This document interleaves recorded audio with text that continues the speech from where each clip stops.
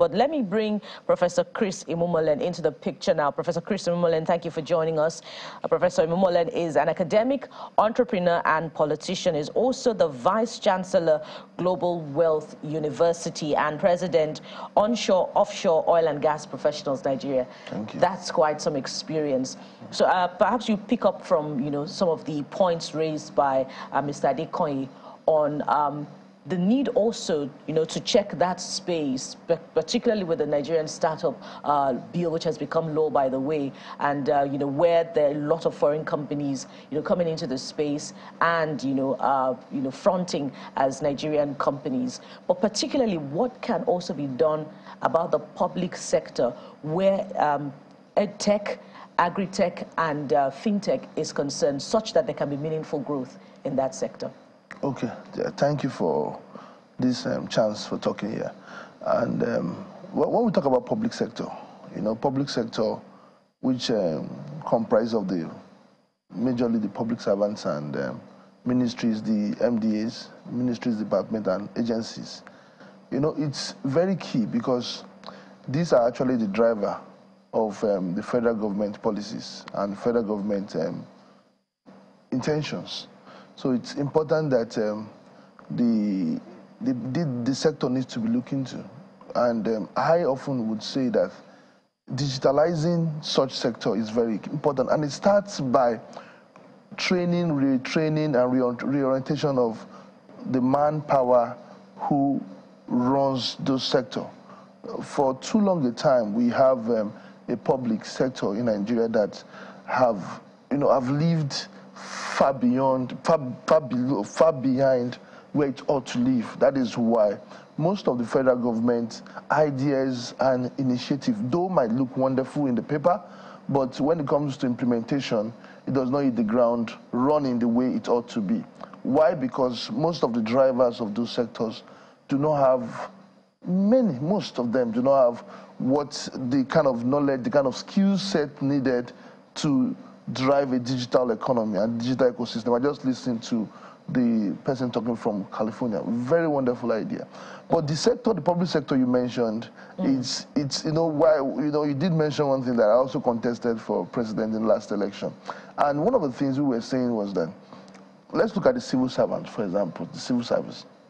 We had the civil service reform, we had a lot of things, but we still get to know that the civil servant, which is the driver of the government policies, need a lot of systemic reorientation, a lot of mental orientation, and a lot of restructuring even right there, and which by itself cannot help to drive that digital ecosystem we talk about. When there's a need for connectivity even amongst this, if you go through what is happening in the public sector, you'll be so amazed at the kind of analog the system is. We've had many times where government will give mandates, say digitalization mandate. Every ministry, every agency must start digitalizing its operation before social deadline. And there have never been a time such a deadline have been.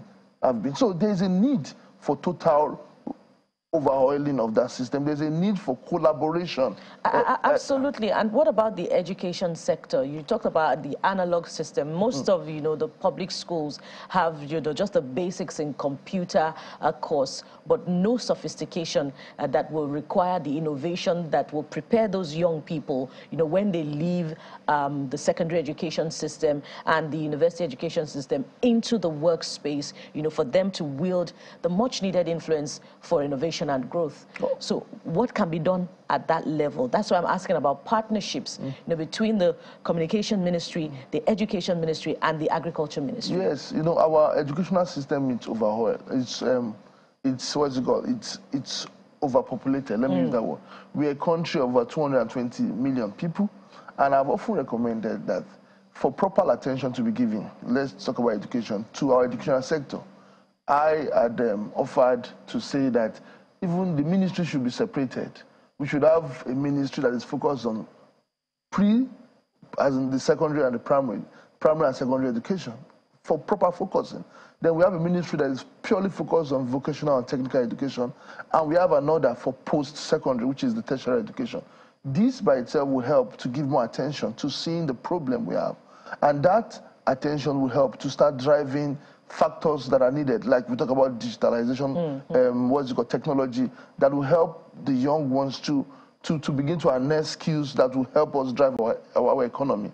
You know, once we're able to have this attention, you know, you begin to see that whatsoever is budgeted, we have, for example, the last budget had about 7.something% budgeted for education alone. But we begin to ask, these things are in the budget, but how come it's not materializing? We are not seeing it effective. In one is, we need key focus. Once you see a minister of education, just watch it. His focus is always on the post, the university, and I can tell you without mincing word that about 60% of our students from the secondary school are not even groomed enough to have basic knowledge. We're not even talking about technology now. Basic knowledge in basic subjects, let alone technology that will help them migrate to the university and become who they ought to be. So we need... Is it a curriculum problem? One, it's a focus problem. We need to... That is the biggest ministry. A ministry that is attending to over 80 million Nigerians in school. We need to first have a focus on them so that there will be, okay, well, now we have a Minister of Education. Maybe the government can be thinking of having maybe people in various positions that will properly give focus to this. For example, let me give an example. A state like Zamfara, schools have been shut down for 3 years. So we're not even talking about digitalization there because there's insecurity challenges. We also have this, we know we are a religious country, and if you go far north, there's this apathy towards a kind of Western education. There's a lot of things that we need to really look into before just jumping to say, okay, if you look at the South, for example, who have been privileged before post-colonial era, before after independence, to have embraced education to a kind of extent. But again, it's the question of having our children have this digital education becomes a problem. So what I would say is there's a need for attention, there's a need for focus to ensuring that the curriculum that we have, we don't have issues with curriculum, I can tell you. I've gone through, I'm an academia, I've seen this curriculum, maybe one or two things should just be added. You know, you did mention of ChatGPT, robotics. We now have coding lessons we now have a lot of private schools, public schools, right? We have the internet, where many people are now, our children are beginning to, Nigeria, I can tell you without, Nigeria is a tech-savvy economy. Country, without even the educational support. So we don't really have a big issue. What the issue we have is just the issue of focus. And many persons might not be seeing it that way. They might just say, oh, teach these people. By the time you do those things, you end up seeing that there's no frantic effort being made in that. So our curriculum is okay, maybe one or two touches, but we need to begin to look at dividing those ministries so that we can have focus. Let's look at the primary sector. Other countries are having it. We have other countries that are not as big as Nigeria and West Africa who have ministers for each of these three sectors so that they can be focused on it. Education is very important. That's expanding the cabinet. No, and we're already concerned about the high cost of governance. No, it's not about, because of the number of ministries under this administration. No, it's not about expanding. It's about what we want to achieve. If we are able to, at the end of the day, develop Nigerians whose mind are developed in a way to solve our local problems, we had someone. If you're able to, we look at the cost and effect analysis now. It's not about expanding. Education is the biggest ministry we have. That is the truth. And if Nigerians, if we continue this way, in Sokoto, for example, we're talking about education. In Sokoto, last year, only one person wrote WAEC. One person sat for WAEC.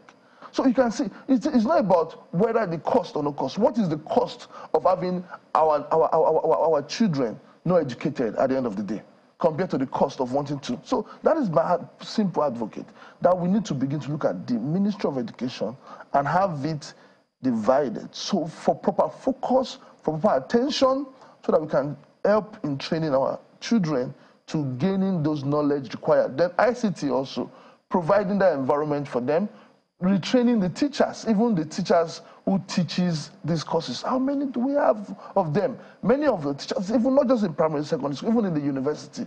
And I must tell you one thing, ICT providers are one of the scarce personnel you get, because they are not usually, for those who run companies who know this, those who have schools who know, they are not usually on ground, because their need is so much. So we need to begin to retrain those that are going to train them, expose them to countries like West Indian, who currently is doing very, very well in tech sector, and bring them back. The concept of reverse engineering would help us as a country. We don't need to do so much. There are countries who are already doing what we want to do. No, let's do what Taiwan, like what Japan, what China did so many years ago. Copy, bring Nigerians to look at this technology and duplicate it in Nigeria. It's not rocket science. We begin to what is working in other countries. Okay, if Egypt, for example, is doing so well, a country is doing so well in medicine and is adopting technology in it, if Israel is doing so well in agric and is applying technology in it, if US is doing, what are they doing?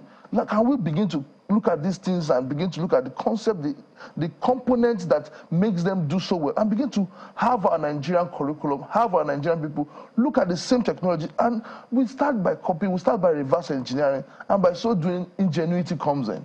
Yeah. Interesting. The over-dependence on, one aspect of an expansive Ministry of Education and its implication on our need, to power a knowledge-driven economy.